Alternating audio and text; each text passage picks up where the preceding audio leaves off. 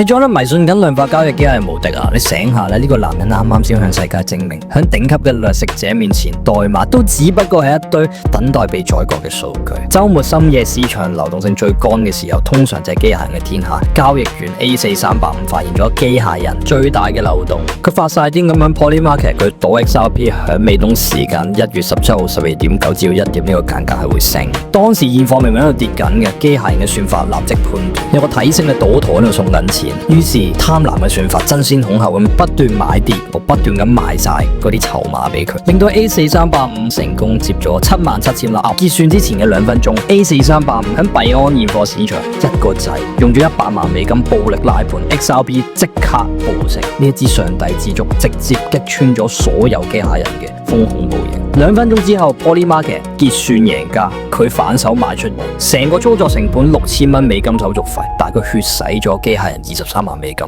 有啲機械人反應唔到，直接輸晒1年嘅利潤。算法係有邏輯，但係市場充滿欺詐。記住喺呢一個黑暗森林裏面，代碼係死嘅，人只係生。關注我帶你企喺食物鏈頂層，看透金融真相。